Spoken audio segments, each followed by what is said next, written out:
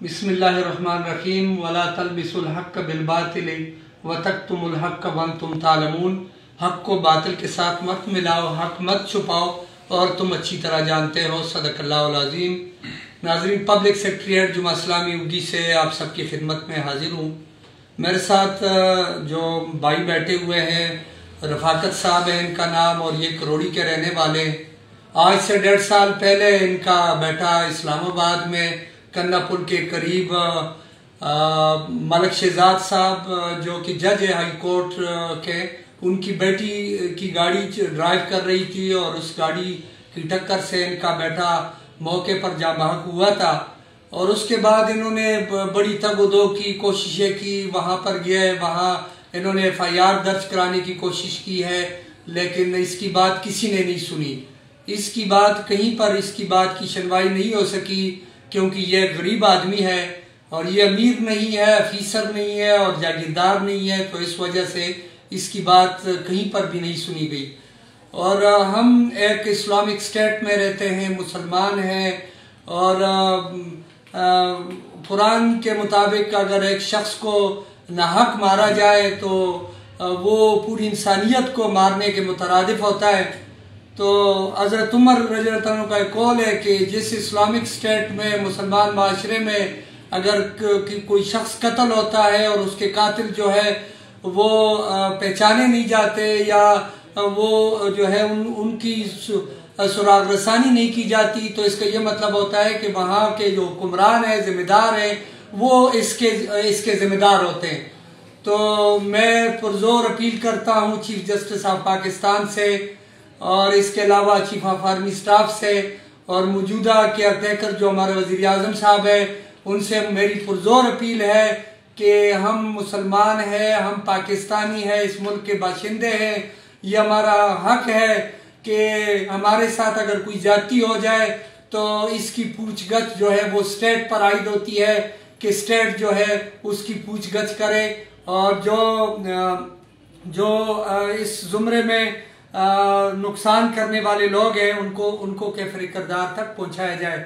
मैं मजीद तफसील से बात करने के लिए अपने भाई रफाकत साहब से मुल्तमिस हूँ कि वो इस जुमरे में अपनी तफसीलन बात रखे मीडिया के सामने। बिस्मिल्लाहिर्रहमानिर्रहीम।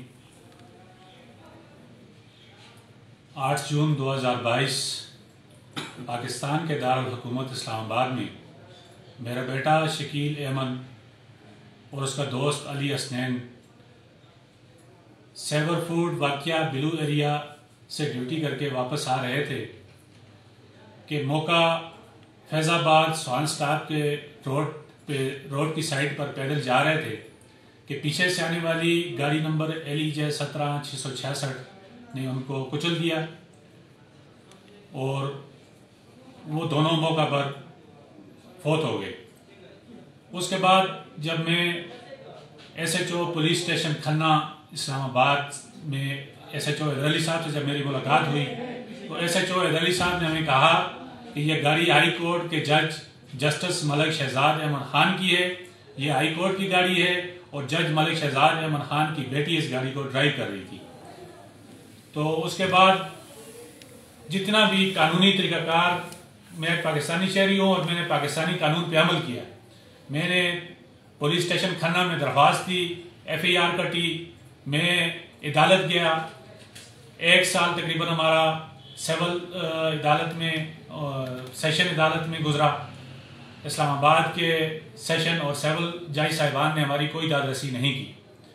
उसके बाद आज 3 महीने हो गए, तो हमने हाई कोर्ट इस्लामाबाद में पटिशन दायर की, तो हाई कोर्ट इस्लामाबाद में भी हमारे केस को फिक्स नहीं होने दिया जा रहा है। वजह यही है कि जज मलिक शहजाद अहमद खान हाई कोर्ट लाहौर अपने मनसब का नाजायज इस्तेमाल कर रहा है और आगे अदालतों में प्रोटोकॉल रजिस्ट्रार हाई कोर्ट पिंडी बेंच अकील अरशद को इस्तेमाल करके हमारे केस को आगे नहीं जाने दे रहे।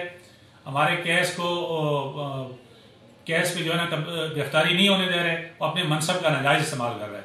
जनाब वज़ीर आज़म पाकिस्तान, जनाब चीफ जस्टिस ऑफ पाकिस्तान, जनाब chief of army staff general Asim Munir साहब, मैं एक पाकिस्तानी शहरी हूँ और मेरी आपसे पुरजोर अपील है कि मेरे बेटे के कातिलों को गिरफ्तार करके कानून के कटहरे में लाया जाए। मैं एक पाकिस्तानी शरीफ शहरी हूँ और इंसाफ और कानून को यकीनी बनाया जाए। एक जज इंसाफ देने वाला अपने मनसब का इस तरह नाजायज इस्तेमाल कर रहा है तो लोगों का क्या इंसाफ देगा? वो क्या इंसाफ करता होगा? उससे हम क्या इंसाफ की तवक्को रखें? जनाब 8 जून 2022 उस वक़्त पाकिस्तान मुस्लिम लीग नून की हुकूमत थी। मुस्लिम लीग नून के दौर हुकूमत में ये सारा केस हुआ है। मेरे बच्चे को कत्ल किया गया। शहबाज शरीफ साहब की उस वक़्त हुकूमत थी और वफाकी वज़ीर दाखिला राना सनाउल्लाह साहब थे। हमारे हल्का के MNA सजाद ऐवान NA14 से मैं उनके पास 7 मरतबा गया हूँ।